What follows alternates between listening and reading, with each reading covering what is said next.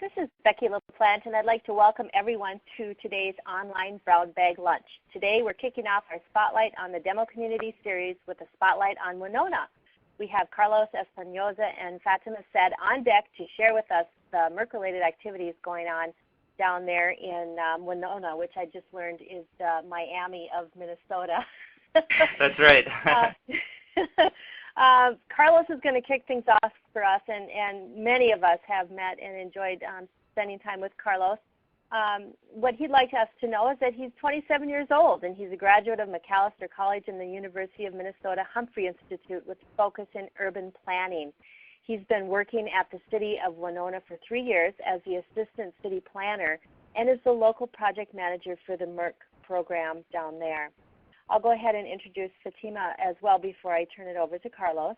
Fatima Said joined Project FINE as Executive Director in July 2005. A refugee to the United States from her native Bosnia, she came to Project FINE with a background in education and business, as well as 12 years of experience as a teacher and director of a Head Start program. In addition to her duties at Project FINE, Fatima is also very involved in both the Winona and Rochester communities. She currently serves on the Winona County Criminal Justice Coordinating Council, the Minnesota State Colleges and Universities Council on Diversity, and the Winona Area Public Schools Diversity Advocacy and Staff Development Committees. She's also a former board chair of the Intercultural Mutual Assistance Association and a member of the Rochester Public Health Advisory Board. As Executive Director, Fatima provides direction for the organization and builds partnerships with businesses, service providers, and organizations in the Winona community, and we are delighted to have you with us today. And with that introduction, I'm going to go ahead and turn the floor over to Carlos, who is sitting with Fatima, so that's why you're seeing her picture up there, and I will go ahead and put up the first slide for you, Carlos. Okay, great. Thanks, Becky. Well, in Winona, as you know, we've been working on a few different funded projects, and we've been keeping them to a minimum, basically. We've been working on 2 projects that we already have funded, and we're in the middle of implementing another 2, and we'll probably end up with a total of about 5 projects, actually. So we're kind of trying to keep the number down a little bit, and that's a little bit more manageable for us on our side of things. So as far as funded projects go, the first funded project that we put together was for the Workforce Center, and it was for expansion of their existing mobile laptop lab, and it basically increases the numbers of computers that they already had from 8 to 12. They held a number of classes in the beginning of this year with 48 total participants. And the key with this program that was funded is that they start out with these basic introductory classes, and then they're referred to adult basic education classes through the school district here, and finally to Southeast Tech and the Workforce Center for more specialized training, getting into certifications with Microsoft Word, PowerPoint, etc. So it's really kind of a chain that starts out with the mobile laptop lab. One of the cool things about it is the laptops can be checked out to help different businesses do trainings, help different people in Winona here use the computers when they need them. And Project FINE has actually taken advantage of that in implementation of their Technology Education for Immigrants and Refugees program, which Fatima will talk about today. And she'll go into quite some depth about that, but I'll turn over to the other approved projects that we have. So the 2 projects that have been approved but we haven't started yet are an enhanced city website and something we're calling innovative public access. As far as the enhanced city website goes, we're basically looking to add some additional tabs with information to the city's website right now to act more of a digital front door of the city of Winona. So we're looking to get more information up on our governmental website to kind of widen the appeal of the website to a bunch of different other people that it doesn't really appeal to right now. This idea came out of the steering committee for the MIRC project here, and what they wanted to do is create a digital front door in Winona some kind of a clearinghouse website, basically, that takes all of the existing content that's out there and puts it in one spot. Well, we figured out that we can't do all that in the project time frame for the MIRC program. So what we decided to do was to merge it into our existing city website and redesign the city website to get it to act as that front door, thus helping us to be on the first search page when people type in Winona, Minnesota. So getting more information out there in response to what the recent graduates were talking about up at the Blandon conference meeting last fall. And finally, innovative public access. We're adding wireless in 4 city parks and wireless at City Hall. Right now we don't have wireless at City Hall. Can't tell you how many requests we have for that. Also streaming of select council chamber meetings, so city council and potentially school board meetings. We'll be able to have 15 to 25 people online looking at the meetings and following them. As far as next steps, total we have approved just over $75,000. Like I said, we have about $9,000 left for another 5th project. And kind of a cool piece that we haven't started yet, but I'm looking to start this next fall semester with one of the local colleges or university or even the tech college, is the marketing of our projects and working really with students and a local professor to really put together a professional marketing package. And we've dedicated $10,000 towards that effort. So that's kind of where we're at right now. As far as the city goes, in addition to the city, the chamber has been doing some wonderful work through the extension and offering business education classes. They've held numerous workshops, and they've had good attendance at the workshops in the 20s as far as people attending. They've held classes on doing business on the internet, roadside marketing, etc., all kinds of different stuff. And one thing they're finding is that a lot of people are stuck in the 2004 to 2006 mentality of all I need is a website. Well, they're kind of helping to introduce people to, a little bit more of the other social media applications. And it seems to be going well because many people have reported actually taking action after the classes. So they're not just coming to the class and leaving. They're actually doing something after the class is complete. So the one thing that they're working on right now is they have a skills gap when the people come into the education classes at the chamber. So what they're putting together right now is working on some prerequisites for some of the classes. So they're going to have maybe an advanced class, a medium skills class, and so on. But things seem to be going well. The Della Schmidt at the Chamber of Commerce has been helping us out with that. So it's been a great collaboration with the Chamber, Extension, and Project Fine. So with that, I'll hand it over to Fatima, and she's got a wonderful presentation here to really tell you about. It's gone so well that I think we're all pleased and happy to be able to talk about it and showcase it here today. Thanks, Carlos. Good afternoon, and thank you all for being here today. I'm very excited to talk about our newest program, Technology Education for Refugee and Immigrants, that is funded by City of Winona and MIRC. I am planning to share about program for about 15 minutes and would welcome all your questions, but because there is so much to cover, I will answer them at the end of the presentation all. Planning for, before I start talking about program, I also would like to give you a little background about Project Fine, who we are and what we do. Project Fine is a nonprofit organization located in Winona. Our mission is to strengthen and enrich our community by facilitating the integration of people who are ethnically diverse. We have been in operation for over 20 years and are proud to serve newcomers through Winona County. We have several programs and services that we provide to newcomers in our community. As you can see the list on the screen, I won't have time to talk about each program today individually, but I do want you to know that all programs that we provide to newcomers of our community are developed and designed based on the community needs.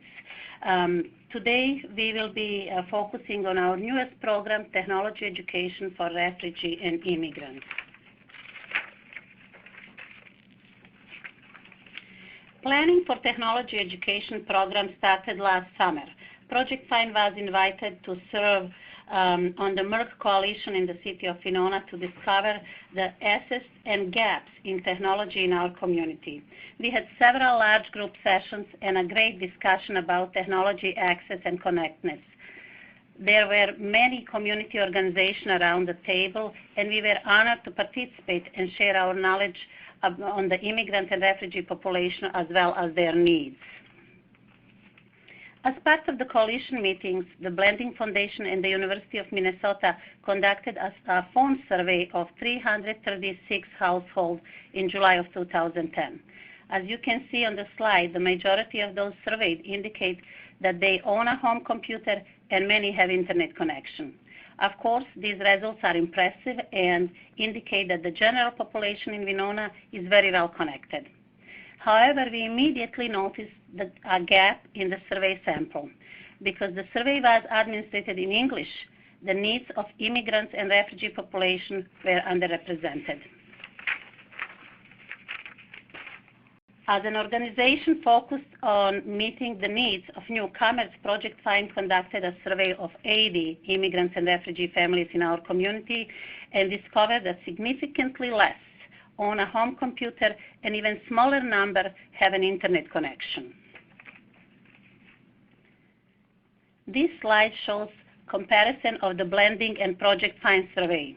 The numbers of this slide show the percentage, and you can see that only 15% of those surveyed by Project Find, which means refugee and immigrants, own a computer, and only 10% have an internet connection.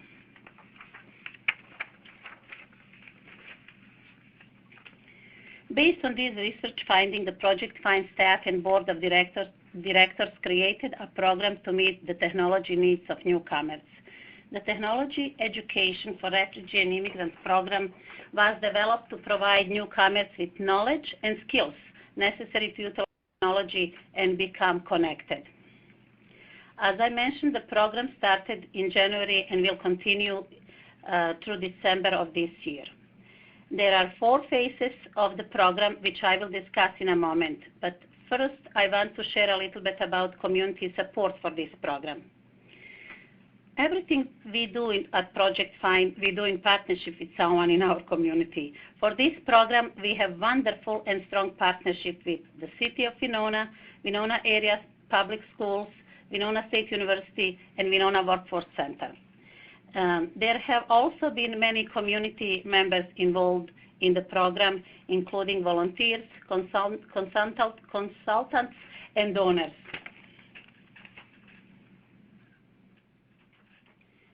On this slide, you can see our program outcomes. Some of these outcomes are already accomplished, and we certainly hope that by end of the program, we will accomplish all our outcomes. As you can see, number 1 outcome is 60 participants. And we, as you will hear later, we already accomplished that. We truly hope that through this program, our refugee and immigrant population will complete a basic computer skills course, will participate and be able to do internet and complete a web search, will utilize the free internet access at locations in Winona. We'll receive, we hope that 65% of our participants will receive a home computer, and we certainly have hopes to accomplish all this, but we just finished a first phase of the program, which means we have a long way to go.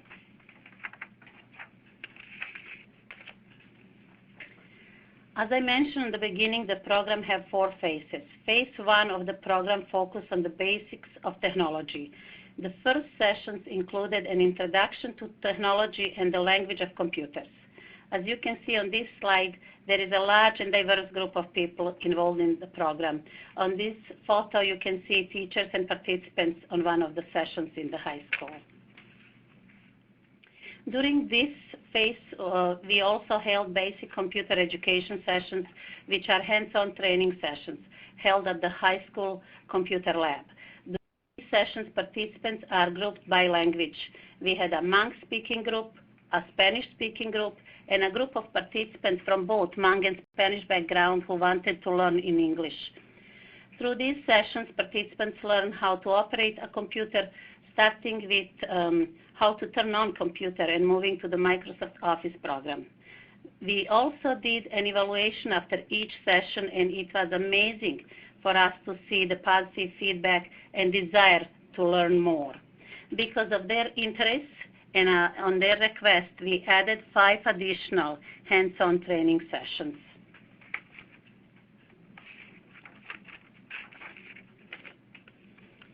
Also, during the first phase, we utilized several techniques to teach these basic skills. Our teachers for this course did a great job finding ways to teach our participants, most of whom had never even turned on a computer before. They started with pictures of a computer and explained all of the components and what they do. They gave the participants a blank diagram for them to fill in the name of the part and write an explanation in their first language and the way that they will remember and memorize. Many technology terms do not translate well, especially into Hmong language, so some of the vocabulary and terms were taught in English. Our teachers and instructors also gave a short quizzes to the information presented, which participants really enjoyed. On the slide is a sample of the quizzes. Participants were given the sheet and shown a list of terms. They had to use the list of terms to label the items on the picture. The participants loved the challenge, and the Hmong group enjoyed the quizzes so much that they asked to have one every class sessions, which we provided for them. That was their way of learning and practicing. Through a partnership with the Workforce Center, as Carlos mentioned, we were able to borrow 12 laptops from their mobile lab, which we used during 2 class sessions. The participants liked the challenge of using the laptops, and many found that it was easier to use a trackpad than a mouse. Because of the limited number of laptops, they worked in groups of 2, and it was fun for us to see them interacting and teaching each other as well as learning from each other. But one of the teaching methods we are the most proud of is a booklet called Beginner's Guide to Computers. We put together this booklet, which begins with basics such as turning on the PC and includes everything that was covered in the hands-on training sessions. It also includes how to care for computer, as well as online resources and information about the computer. The guide is translated into Hmong and Spanish language and is a tool that participants can keep and use in the future.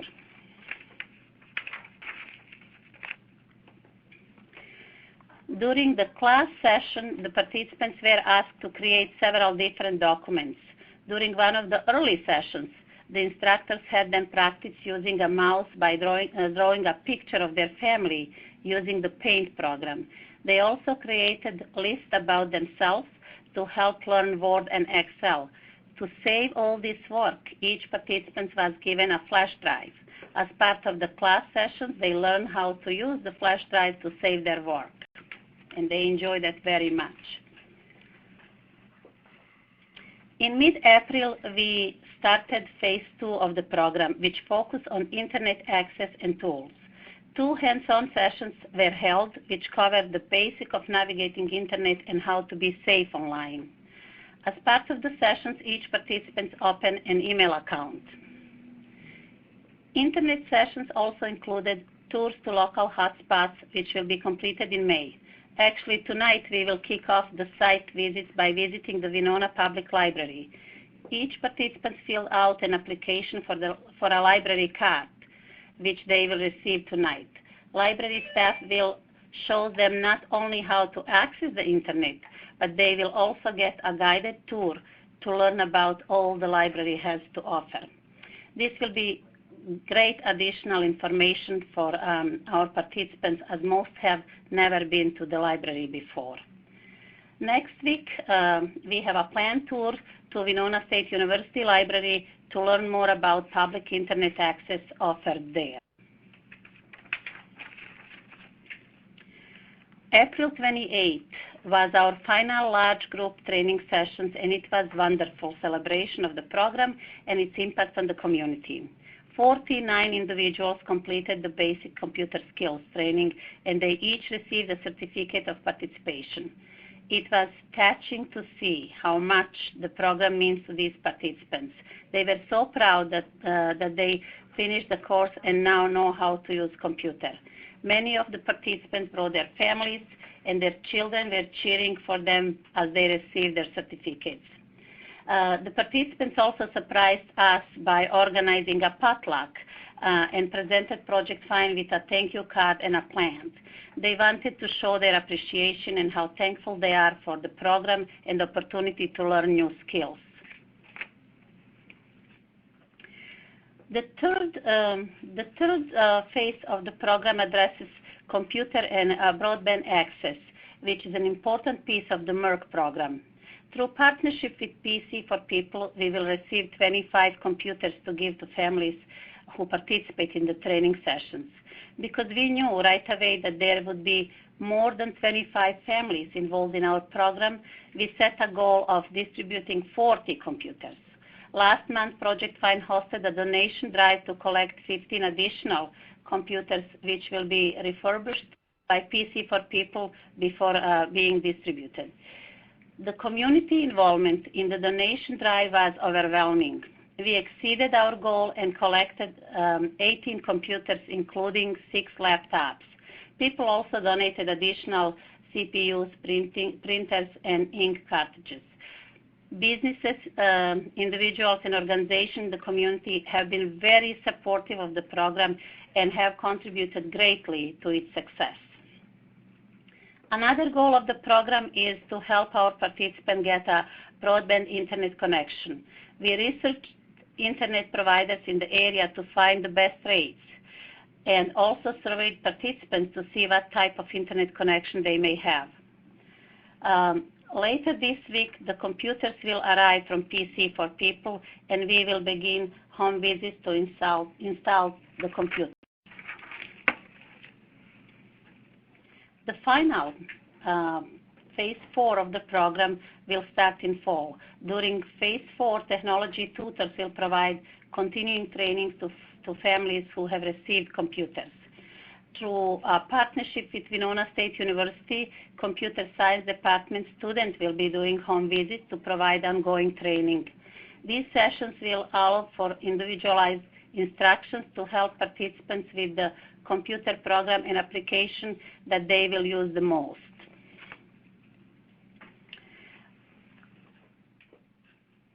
And I have to say that I truly enjoy sharing about our program, and I would like to close by the numbers that we accomplished from January to April. These results paint a beautiful picture of the program and its impact on the community. As you can see that so far from January to April, we had 66 individuals participated in training sessions. 49 completed the basic computer skills training, 12 program sessions completed, including 5 additional sessions, 18 computers collected, 1 full-time and 3 part-time jobs created, and over 300 hours invested, 1,300 hours invested in the program. We are very proud of these outcomes, and of course, we are so thankful to the City of Winona and Blending Foundation for their support of this program. We already know that Technology Education for Refugee and Immigrants program is making a life-changing impact in the lives of participants and their families. Thank you so much. With this, I will finish and be happy to answer any question you may have. All right, Becky, are you there? I just unmuted myself, yes. Thank you so much, you guys. What a fabulous presentation, Fatima, and a fabulous program. It just seems so well thought out, and the amount of support that you offer from the very beginning and then along the way to ensure the success of the participants is really, it's fabulous. It truly is. It really is. And, you know, the fact that they would give you a plant and a card and a potluck, it really shows that, you know, beyond hooking people up with computers, you're making such fabulous connections within the community down there. Well, back in the 21st century, and we have citizens that even don't know what computer is. That was a wonderful opportunity for us to teach them and educate them, and they certainly have a desire to learn and do, and we are happy for this partnership, and it's a great program. Thank you. Yes. Did you see on the lower left corner, Suzanne has given the comment, love the idea of a group tour of the library. A library is something many in community take for granted, but for others, the library can be a foreign, scary place. Yes, it is a nice place to access the internet for free. Absolutely, especially for people that are new to the community and don't know that this is available and how to access it. We are very happy with this partnership and library that they want to support our effort. Mm-hmm. Are there any questions out there for Fatima or for Carlos?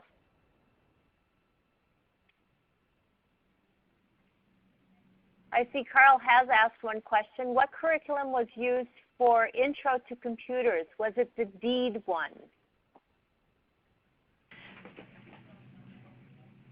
Let me just read the question. No, it's not. We developed it. We developed our own curriculum for the sessions, but we also had instructors and teachers that are computer science and help us with that.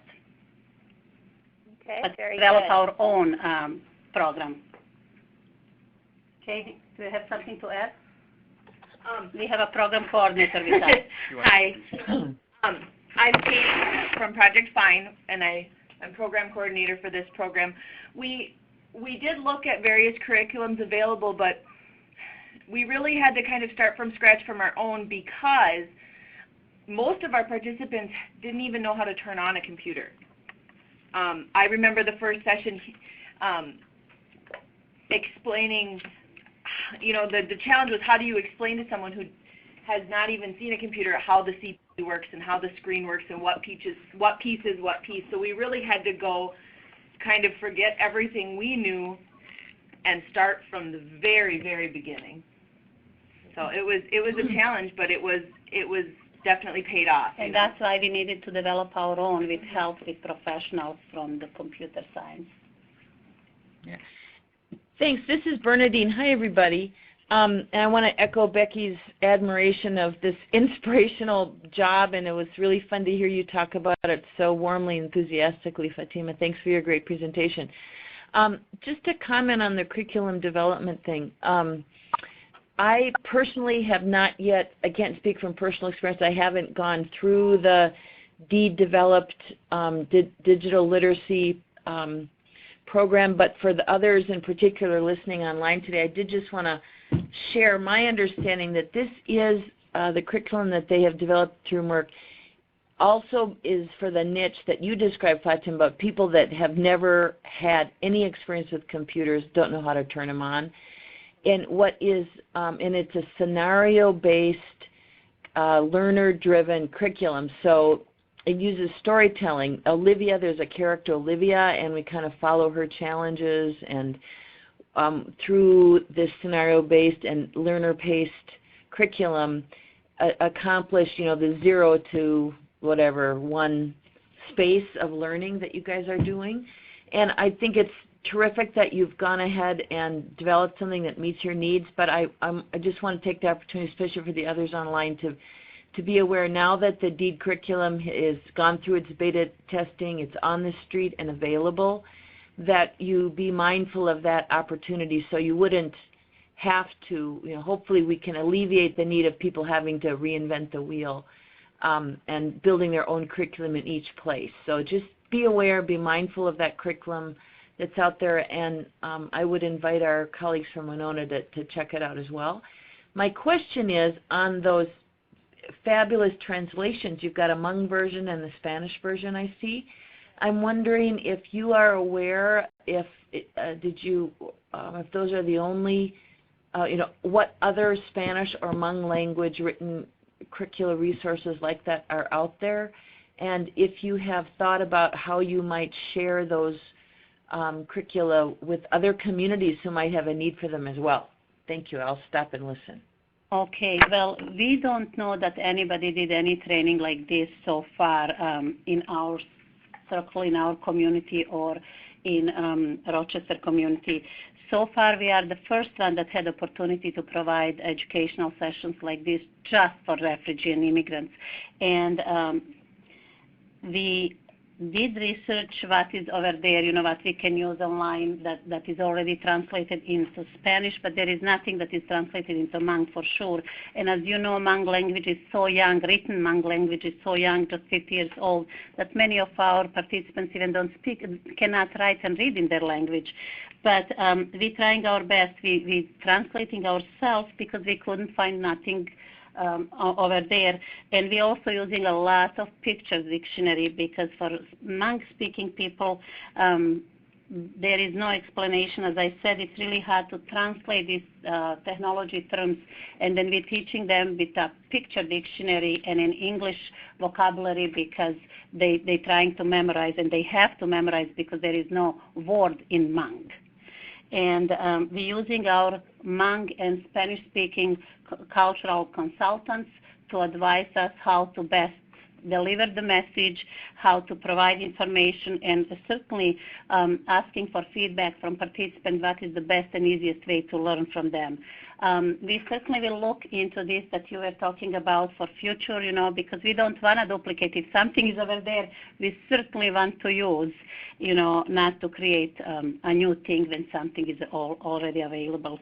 But on the language, so far that I know, we are the first one. We had several calls from different people in organizations like ours asking us, how did we do this, what else can be done, how they can do what we did, and we are always happy to share because that's the way of learning for us, that's the way to sharing and making our Minnesota better and more connected.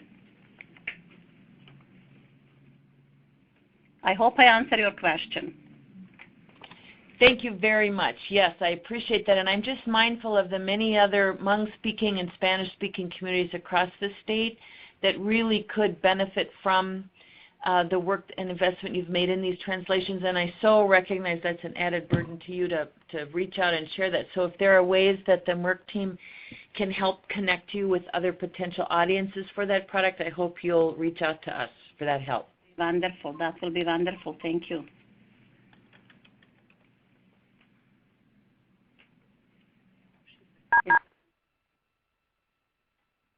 Is there another question? Can you read the question? Sure. Looks like Anne posted another question. What computer tasks or skills has sparked the greatest interest with the program attendees? What things are they most excited to learn and do? Okay, what was the most important thing? What was the most important thing? I think so far, the last sessions on the internet they have really, really enjoyed. They all signed up for an email address and are really excited about that. But really, I've kind of seen there's a spark of interest every session. We have people coming early before the classes, ready to go. They love other things is when the teachers have done a great job thinking of interactive ways for them to practice.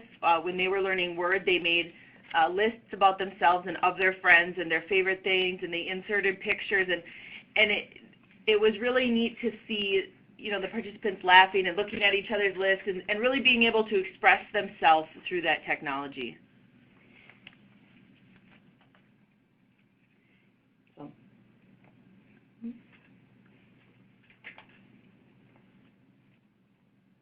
Is there any more questions for us?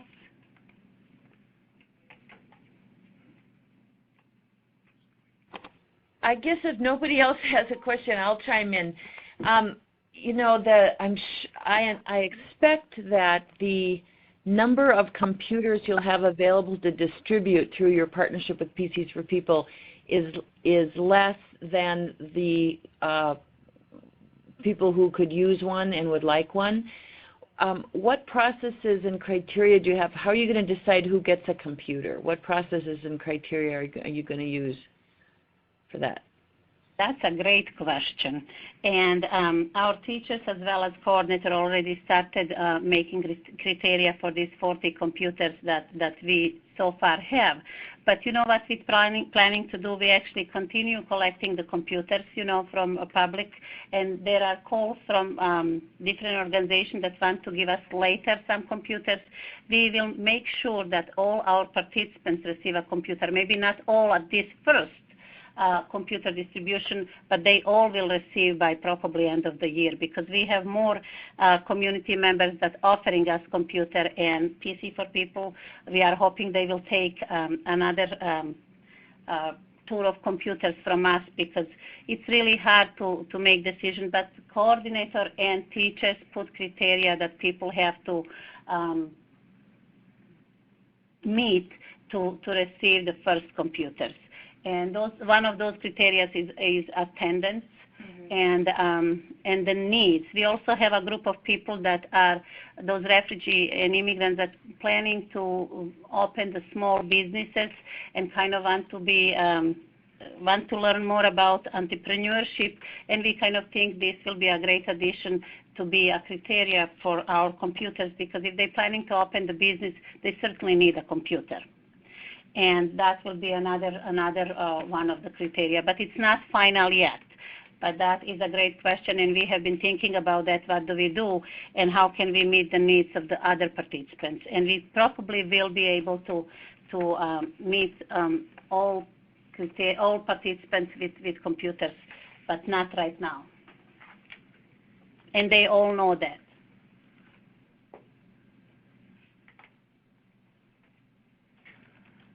I guess I'll just chime in here too. This is kind of not directly related to that, but one thing that I thought was especially good about the program that they put together, and something that I think the MIRC selection committee liked a lot about the project that they put together, is actually providing those technology tutors to go into the homes after the participants receive a computer. So it's not just getting a computer and then you get it home and it sits in the corner. There's somebody that's actually going to visit individual homes, work with people to figure out, all right, you did it in class, now it's 3 months later and you got a computer, what do you do now? And so that, I think, is a critical component of the program, and something that I think we'll be able to work with Atomic Learning too, to make sure that the computers that we distribute and the people that are using those computers have the access codes of the Atomic Learning. And again, those technology tutors will come in handy, where they can help the people who receive the computers to work with that program and hopefully learn a little bit right in their own homes, right, where they live. And I think that's especially valuable for this community, so they can gain some skills on their own. And like Fatima said, you always hear about the entrepreneurial drive of immigrants and refugees, and the computer and that they're getting is going to, I think, really help a lot of the individuals that are interested in that, because it opens up a whole nother ball game. Right now they're accounting for some of their business transactions on notepads and stuff like that. Now they'll be able to do it on computers. Now they'll be able to use Excel. Now they'll be able to really enter a whole new level of running a business. And I think that's another part of the program that we're really excited about.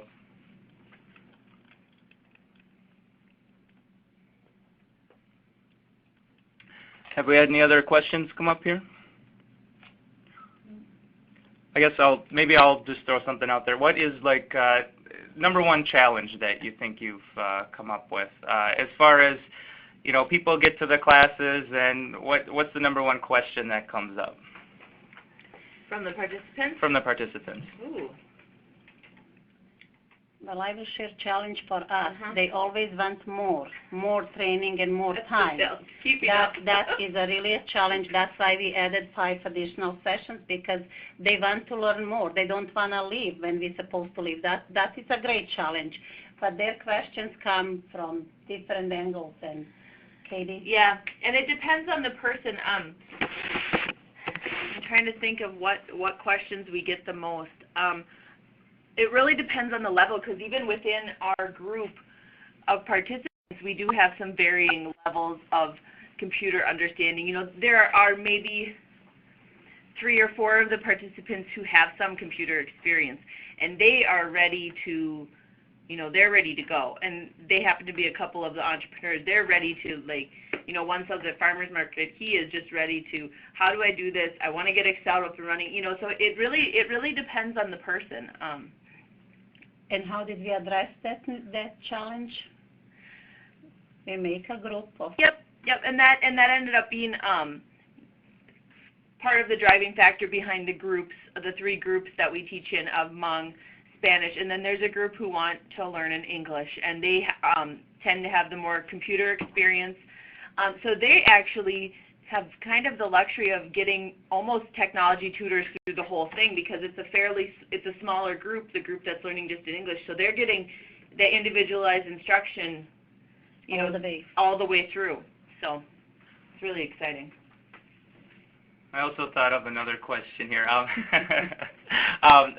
know, I can kind of give an example. We touched on this a little bit earlier, and I think Bill sent out an email and mentioned it in one of his previous communications. But something that has become evident through this program has been really the amount of intercultural collaboration. So the amount of interaction between the Hmong and the Spanish-speaking populations that are part of this program, and how they're helping each other out. And, you know, in our community right now, at least my understanding is that right now they pretty much stick to their specific language groups. And this program really brings them together, and the 2 language groups have actually helped each other donate some a washer. Some appliances. Yep. Okay. We had a Hmong family donate some. It started out, I think, as a dryer, but then it was more, there were many more things that were added. I think it was a dryer and a washer and a freezer and a TV or something. So we're seeing a lot of interaction.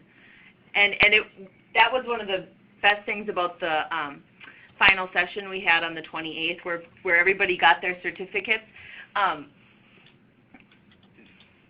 A lot of times you'll see that if you have a kind of an event that people will pay more attention to the language group, the people they know.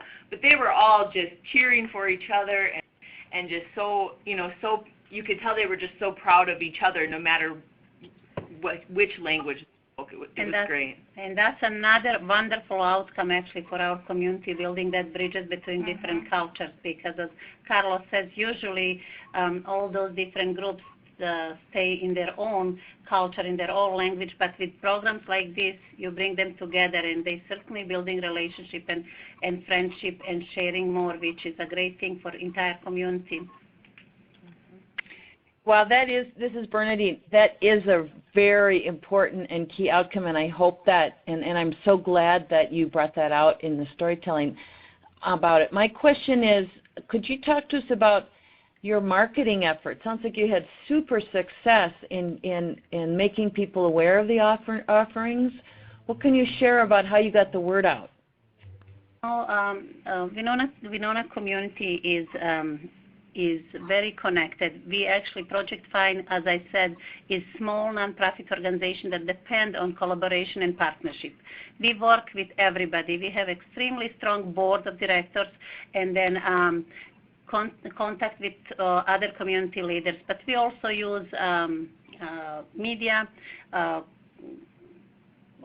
partnership, personal connections, sharing information through the other community partners through their newsletters, talking about it on the radio. We did different ways of promoting our program, and then word of mouth is so powerful, because this program truly is something unique that many in our community support, because it's something that never was done. And as I said, we are in 21st century, and we believe that everybody is so connected and informed, but then we have a group of people that are our own people that are here to stay, that have no clue what's happening around us.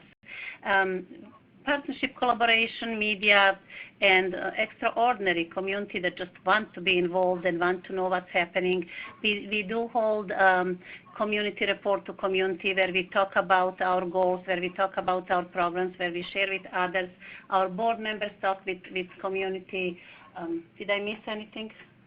I think you hit it all. I think Project Find with their marketing does a great job Number one, establishing relationships with people that they work with, and I think that those relationships kind of blossomed with this program because people were so interested in it. It's my understanding that they're bringing their friends and bringing their family to the program as well. So that's the one thing that, the relationships that started, and when the program came, it spread like wildfire through word of mouth, and that was really, to my understanding, a really important part of the marketing here. So. We also have people from community, marketing to the community partners and business is one thing, but marketing to the participants, we do have people from community that work for us and that are in contact with non-English speaking people every single day. We share our brochures, we share our information, we visit their homes, and again, word of mouth.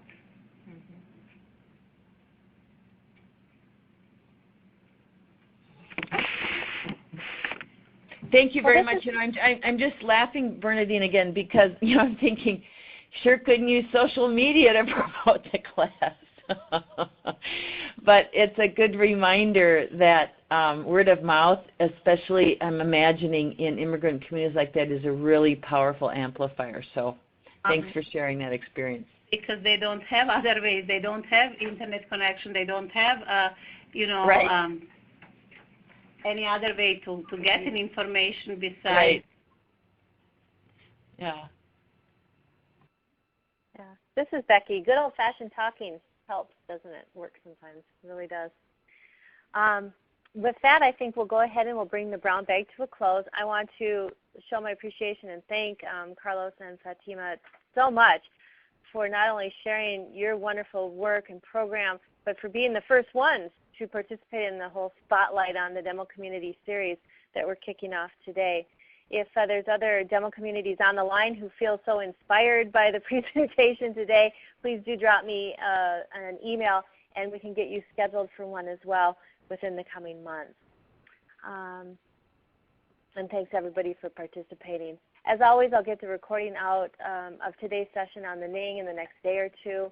And our next Spotlight on Demonstration Communities will be sometimes in June, and I'll post to the Ning as soon as the details are finalized on that one.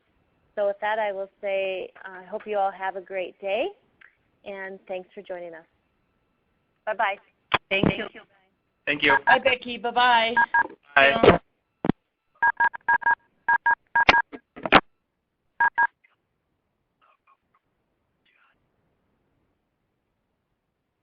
I don't know. Does Winona have? Does she? I suppose she does.